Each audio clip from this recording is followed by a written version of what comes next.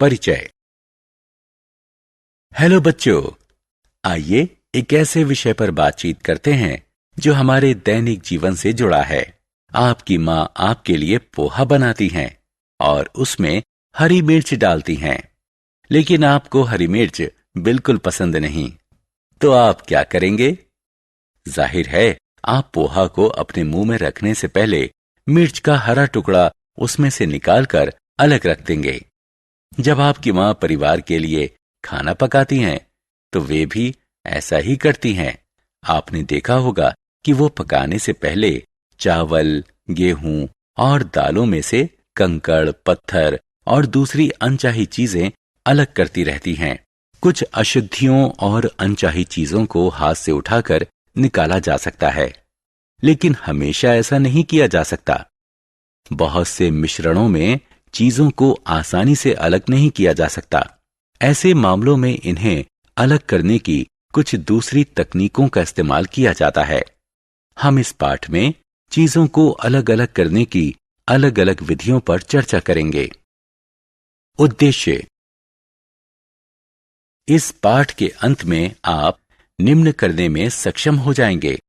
एक मिश्रण में से विभिन्न चीजों को अलग करने से जुड़े कारणों पर विचार विमर्श करना, किसी मिश्रण की अलग अलग चीजों को अलग करने की विभिन्न विधियों की सूची बनाना, उदाहरणों की मदद से चीजों को हाथ से चुनने, मथने, गहाने, फटकने और छानने की तरकीबों को बताना, किसी मिश्रण की चीजों को अलग अलग करने की जरूरत। हम अपने दैनिक जीवन में जिन चीजों का प्रयोग करते हैं, उनमें से अधिकतर मिश्रण की शक्ल में होती हैं, लेकिन मिश्रण में मौजूद हर चीज उपयोगी नहीं होती। उदाहरण के लिए, खाने की कुछ चीजों में ऐसी चीजें भी हो सकती हैं जो आपको पसंद नहीं आती हैं। हम इन्हें इसलिए हटा देते हैं ताकि खाने की चीजें हमें अच्छी लगें। तो इन्हें अलग करने का एक कारण है उन चीजों को हटा देना जो हमें अच्छी नहीं लगती। इसी तरह हमें चावल, गेहूं और दालों वगैरह में कंकड़, पत्थर और सुरसुरी जैसी चीजें मिलती हैं। हम खाने की इन चीजों में से हमारे शरीर के लिए नुकसानदायक चीजों को पकाने से पहले निकाल देते हैं। तो दूसरा कारण हुआ नुकसान पहुंचाने वाली चीजों को निकाल देना। जब हम दूध या दही को मथते हैं, तो हमें दो बेहद उपयोगी चीजें प्राप्त होती हैं, मक्खन और मट्ठा। तो किसी मिश्रण में मौजूद चीजों को अलग अलग करने का तीसरा कारण है शुद्ध और उपयोगी चीजों को प्राप्त करना। चीजों को अलग करने के तरीके। आपको चीजों को अलग अलग करने के तरीकों के बारे में जरूर कुछ न कुछ पता होगा। आपने अपने दैनिक जीवन में इनमें से कुछ तरीकों को प्रयोग किया होगा। आपने अपने दैनिक जीवन में इनमें से कुछ तरीकों का प्रयोग किया होगा। आइए किसी मिश्रण में मौजूद चीजों को अलग अलग करने के लिए जिन तरीकों का इस्तेमाल होता है, उनमें से कुछ की सूची बनाएं। हाथ से चुनना, मथना, गहाना, फटकना, छानना। अलग अलग करने का क्या तरीका चुना जाए, ये उस चीज के भौतिक गुण धर्मों पर निर्भर करता है। आत्म मूल्यांकन। अलग अलग तस्वीरों का मिलान उन्हें अलग करने की सही प्रक्रिया के साथ करें। आपको अलग करने की प्रक्रिया का मिलान अलग करने से जुड़ी तस्वीरों के साथ करना होगा। अलग करने के तरीके। हाथ से चुनना। आपकी माँ गेहूं, चावल और दालों से कंकड़, पत्थर और अन्य अशुद्धियों को कैसे अलग करती हैं? वो एक एक करके उन्हें हाथ से चुन लेती हैं। हाथ से चुनने की विधि का इस्तेमाल उन अशुद्धियों को अलग करने के लिए किया जा सकता है जो आंख को आसानी से नजर आती हैं और मिट्टी, छिलके और कंकड़ पत्थर की शक्ल में थोड़ी मात्रा में होती हैं। अलग करने के तरीके। मथना। बच्चों, ये मक्खन है। क्या आप जानते हैं कि मक्खन कैसे बनता है?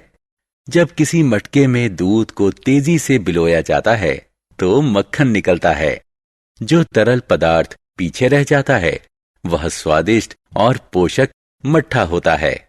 जिसे बहुत से लोग गर्मियों में पीना बहुत पसंद करते हैं। तो आपने देखा कि जब अलग करने के इस तरीके को अपनाया जाता है तो दूध में से दो अलग-अलग उपयोगी चीजें निकलती हैं। अलग करने के तरीके। गहाना। आपने फसल कटाई के बाद खेतों में गेहूं या धान के बड़े-बड़े बंडल देखे होंगे। क्या आपने कभी सोचा है कि कोई किसान किस तरह इन बालियों से अनाज को अलग करता है? जब गेहूं या चावल की फसल कट जाती है तो किसान इन बालियों को एक साथ बांधकर उनके बंडल बना देता है। इसके बाद वो उन बंडलों को धूप में सूखने के लिए छोड़ देता है। जब ये बालियां पूरी तरह सूख जाती हैं तो किसान दानों को अलग करने के लिए इन्हें सख्त जमीन पर पीटता है। दानों को बालियों से अलग करने की इस प्रक्रिया को गहाना कहते हैं। बैलों और थ्रेशर कही जाने वाली मशीनों का इस्तेमाल इस काम के लिए किया जाता है। अलग करने के तरीके। फटकना। आपने जब रेलगाड़ी में यात्रा की होगी तो ग्रामीण इलाकों में आपने महिलाओं को ऊंचाई पर खड़े होकर एक टोकरी को अपने सिर के ऊपर लगातार हिलाते देखा होगा। ये महिलाएं हवा की मदद लेकर अनाज से छिलके और अन्य हल्की अशुद्धियों को दूर करती हैं। अनाज क्योंकि भारी होता है इसलिए वह एक ढेर में जमीन पर गिरता जाता है। हल्के वजन की अशुद्धियों को हवा के जरिए अनाज से दूर करने की इस प्रक्रिया को फटकना कहते हैं। अलग करने के तरीके। छानना। बच्चों, क्या आपने अपनी मां को आटे में से चोकर और अन्य अशुद्धियों को दूर करते देखा है? वो एक छन्नी की मदद से महीन आटे को मोटे चोकर से अलग करती हैं। किसी मिश्रण से अलग-अलग आकार की ठोस चीजों को अलग करने की तकनीक को छानना कहते हैं। इस विधि में मिश्रण को एक छन्नी में रखकर हिलाया जाता है। छोटे कण छन्नी के छेदों में से नीचे रखे बर्तन में गिर जाते हैं और इस प्रकार बड़े कण छन्नी में ही बचे रह जाते हैं। सारांश। आइए हमने जो कुछ सीखा है उसे संक्षेप में दोहराएं। किसी मिश्रण के अलग-अलग अवयवों को इसलिए अलग-अलग किया जाता है ताकि ऐसी चीजों को अलग किया जा सके जिनकी जरूरत नहीं है और जो नुकसानदेह हैं, और उपयोगी चीजें प्राप्त की जा सकें। किसी मिश्रण में मौजूद चीजों को अलग-अलग करने की सामान्य विधियां हैं: हाथ से चुनना, गहाना, फटकना और छानना। हाथ से चुनना वो तरीका है जिसमें आंख को नजर आने वाली अशुद्ध चीजों को अलग किया जाता है और ये चीजें थोड़ी मात्रा में होती हैं। मथने से तात्पर्य दूध या दही को बिलोने से है ताकि मक्खन बनाया जा सके। गहाने से तात्पर्य अनाज को बालियों से अलग करने से है। फटकने से तात्पर्य छिलके को अनाज से अलग करने से है। इस प्रक्रिया में हवा को मिश्रण में से गुजारा जाता है। छान